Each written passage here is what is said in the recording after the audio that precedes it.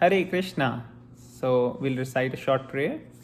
Om Ajnanatimirandasya Jnananjanashalakaya Chakshurunmilitam Yena Tasmai Shri Guruve Namaha. तो हम Bhagavad Gita chapter 1 कर रहे हैं. उसमें टेक्स्ट 21 और 22 करेंगे आज. अर्जुन वाचा सेनयोरुभयोर्मध्ये रथं स्थापयमेच्युता यावदेतान् निरीक्षेऽहं योद्धुकामानवस्थितान् कैर्मया सह योद्धव्यम् अस्मिन् रणसमुद्यमे. Translation. Arjun said, O infallible one, please draw my chariot between the two armies so that I may see those present here who desire to fight and with whom I must contend in this great trial of arms. Purport. Although Lord Krishna is the Supreme Personality of Godhead and out of his causeless mercy he was engaged in the service of his friend, he never fails in his affection for his devotees, and thus he addressed herein as infallible. As charioteer, he had to carry out the orders of Arjun, and since he did not hesitate to do so, he is addressed as infallible.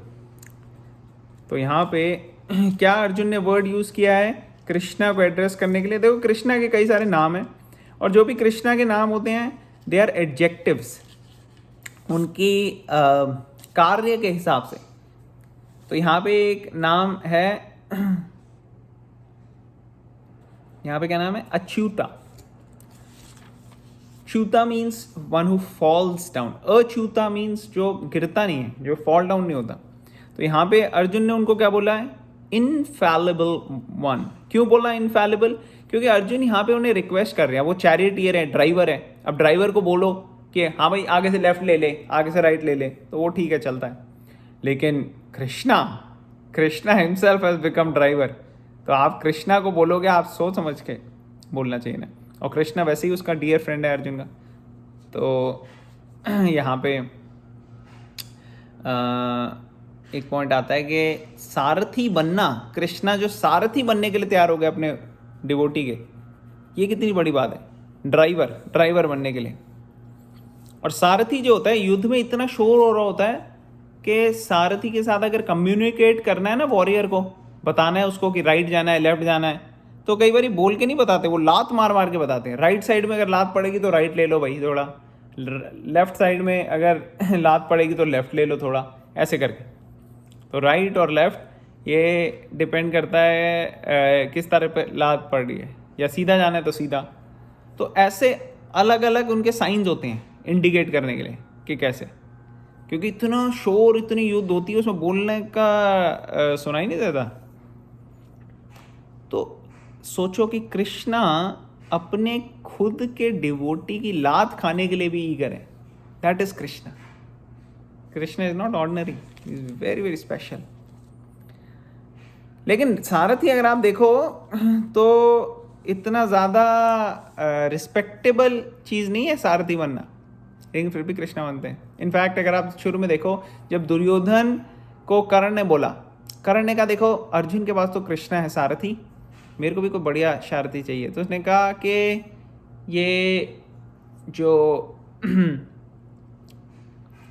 Duryodhan ने क्या किया, उसने बड़ी चालाकी की. माद्री जो कि पांडु की वाइफ थी, उसका ब्रदर का नाम था शाल्य. तो शाल्य आ रहा था और उसने क्या किया, जगह जगह अच्छे उसकी वेलकम करने के लिए अरेंजमेंट बना दिया. तो शाल्य जैसे जैसे आता जा रहा था, उसको लग रहा देखो राजा युधिष्ठिर ने कितना अच्छा मेरे लिए वेलकम किया, कितना अच्छा.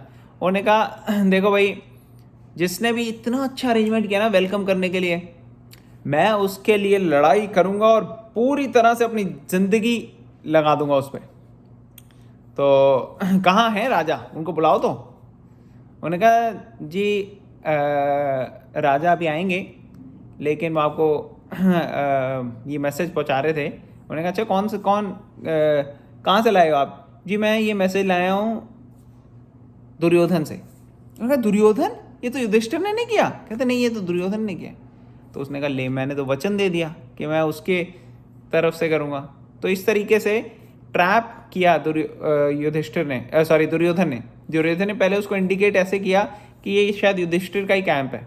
और जब उसने वचन दे दिया तो फिर पता लगा कि ये तो यार दुर्योधन का कैंप है, युधिष्ठिर का नहीं है। तो इस तरीके से उसने अपनी साइड पे ले लिया शाल्य को। तो जब अपनी साइड पे ले लिया तो उसके बाद उसने कर्ण और वो डिस्कस कर रहे थे, तो कर्ण कह रहा था मुझे भी एक अच्छा सारथी चाहिए और शाल्य बढ़िया है, उसको मेरा सारथी बनने के लिए आप बोलो। तो वो गया शाल्य के पास। तो शाल्य ने कहा कि देखो भाई, मैं अब तुम्हारे उसमें आ गया हूँ, अब बताओ मेरे को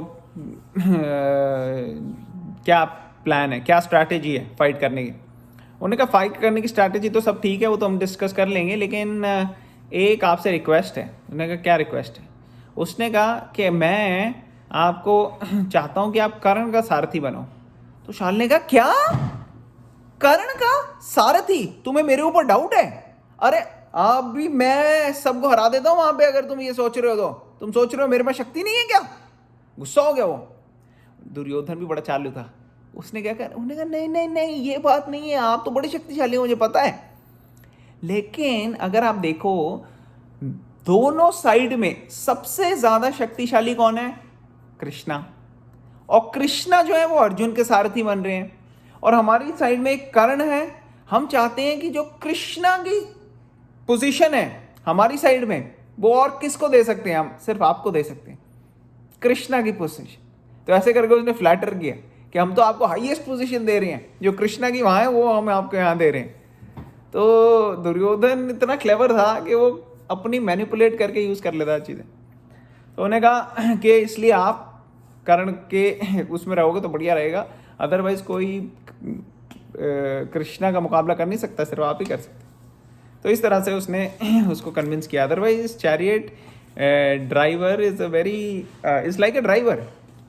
जैसे ऑर्डिनरी शॉफर ड्रिवन कार होती है, अगर कोई बिलियनियर है, आप उसको बिलियनियर जिसके पास खुद कई सारे शॉफर ड्रिवन कार है, उसको बोलो कि आप ड्राइवर बनो, तो वो कहेगा अरे ये क्या है, ये तो मेरी इंसल्ट है।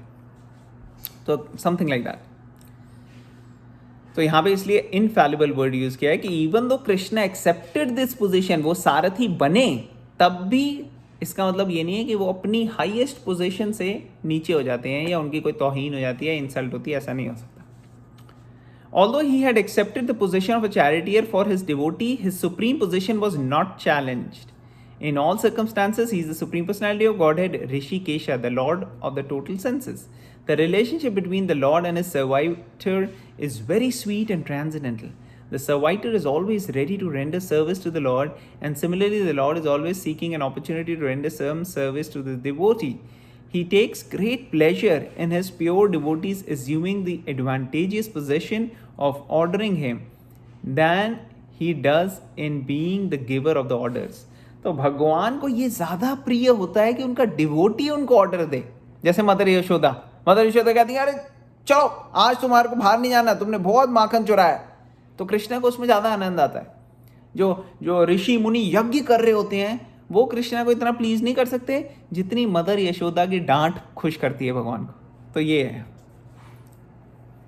that he takes a great pleasure in his pure devotees assuming the advantageous position of ordering him than he does in being the giver of orders.